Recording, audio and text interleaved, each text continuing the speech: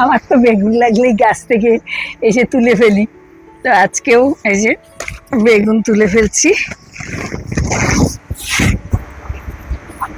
গাছে অনেক শিম, তুলে নিচ্ছি কটা।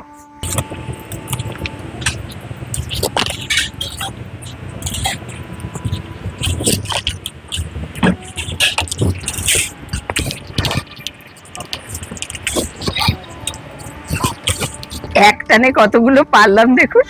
এই যে কতগুলো শিম পেড়ে নিয়ে এসছি, একটাই বেগুন নিলাম, শিমটাও সবটা দেব না। আর এই যে সজনে ফুল, আর শেষ হয়ে যাচ্ছে সজনে ফুল, এই শেষ বেলায় খেয়ে নি। আর এই যে এগুলো গাছের তলায় পড়ে যায়, কুড়িয়ে কুড়িয়ে নিয়েছি। এত মানে আজকাল সজনের উপকারিতা জানতাম, কিন্তু আজকাল চারদিকে শুধু সজনের উপকারিতাই শুনছি, তাই এগুলো ফেলতে মায়া লাগে, ভীষণ মায়া লাগে। আমি তো কুড়িয়ে কুড়িয়ে নিই। দেখুন এই যে ছোট্ট ছোট্ট সজনা, আর এগুলো খেতেও ভালো লাগে।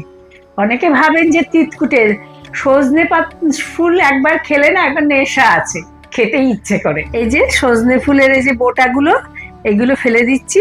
পোকা টোকা নেই আমার সজনে ফুলে, তবুও আপনারা দেখে নেবেন, অনেক সময় পোকা টোকা থাকে। এই সজনে ফুলগুলো বেছে নিয়েছি, আর এই যে এই ছোট ছোট সজনের এই পেছনটা শুধু এরকম ফেলে নিয়েছি, ব্যাস এইভাবে বেছে নিলাম। সজনে ফুল আর ছোট ছোট ডাঁটাগুলো বেছে নিয়েছি। এবার শিম বেগুন কেটে নেব।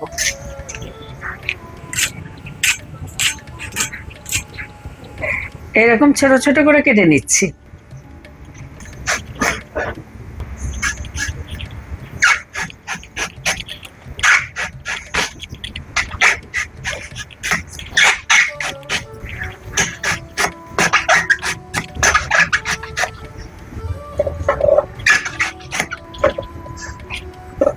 বেগুন কেটে না ধুলে তো কালো হবে, তাই ধুয়ে নিচ্ছি।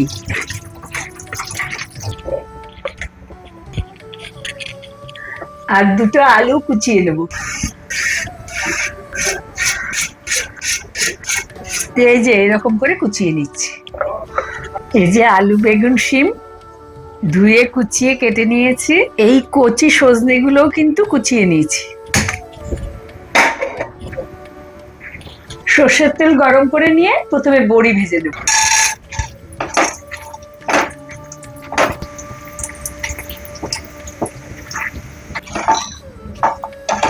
ভাজা হয়ে গেছে, তুলে নিচ্ছি।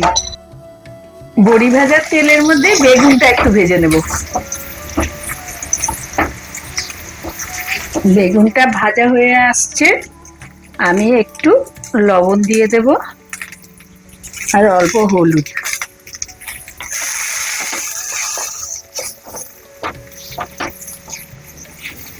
বেগুনটা ভাজা হয়ে গেছে, এখন আমি এগুলোকে তুলে নেব। দিয়ে দিচ্ছি দুটো শুকনো লঙ্কা আর একটু কালো জিরা। উপকারী রান্না, খুবই সিম্পল। এর আগেও আমি সজনে ফুলের নানান রকম রেসিপি আপলোড করেছি, আপনারা দেখে নিতে পারবেন। এখন দিয়ে দিচ্ছি আলু।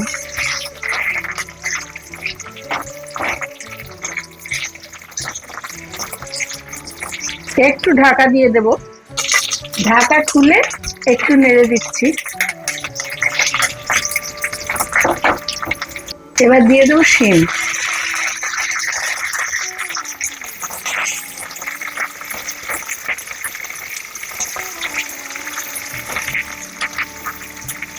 আবারও ঢাকা দিচ্ছি।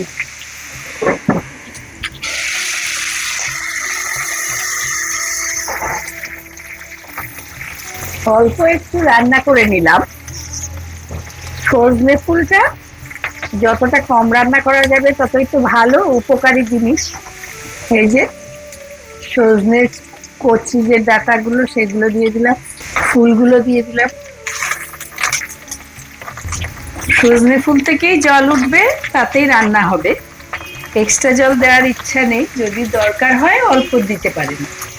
একটু নেড়ে চেড়ে আবারও ঢাকা দিয়ে দিচ্ছি। ঢাকা খুলে এখন লবণটা দিয়ে দেব।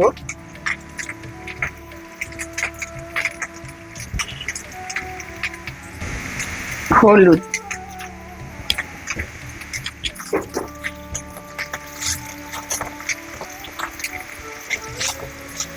নেড়ে চেড়ে হলুদ নুনটা মিশিয়ে দেব। কম আঁচে ঢাকা দিয়ে দিয়ে রান্নাটা করব। দিয়ে দেবো কটা কাঁচা লঙ্কা, নেড়ে দিয়ে কম আঁচে ঢাকা দিয়ে রান্নাটা করব। মাঝে মাঝে ঢাকা খুলে নেড়ে দিচ্ছি।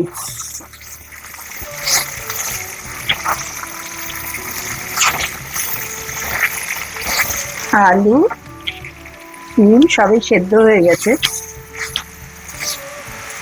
এবার দিয়ে দেবো ভেজে রাখা বেগুনটা। আপনারা চাইলে এই সময় বড়িটাও দিতে পারেন, কিন্তু আমার ওই ছোট ছোট বড়ি, এগুলোকে আমি এখানে দেব না, মিয়ে যাবে, পরে শেষে ওপর থেকে ছড়ালে কিন্তু কুড়মুড়ে থাকবে। ব্যাস রান্না হয়ে গেছে, আমি গ্যাস নিভিয়ে দেবো।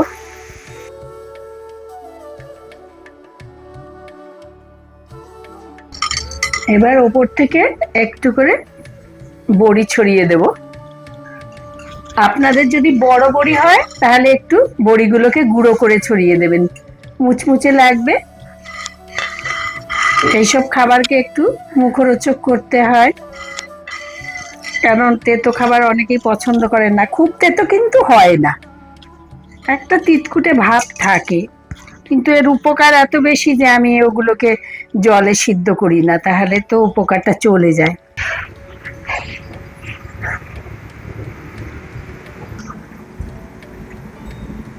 কি সজনে ফুল? হ্যাঁ, বাহ, দেখি কেমন হয়েছে। খাও, পক্স টক্স হবে না, এই পয়সা হয় না। আমাদের ছোটবেলায় তো পক্স হবে না বলে খাইয়ে দিত। জোর করে। বাহ, দুর্দান্ত হইল। সজনে গুলো এত টেস্ট হবে ভাবা যায় না, এত টেস্টি। সব সবজির টেস্ট, আর এত কোনো মশলা নেই। খুব ভালো হয়েছে, এবার চেটে পুটে খাওয়ার মতো। হ্যাঁ, আমিও খুব ভালোবাসি বাবা।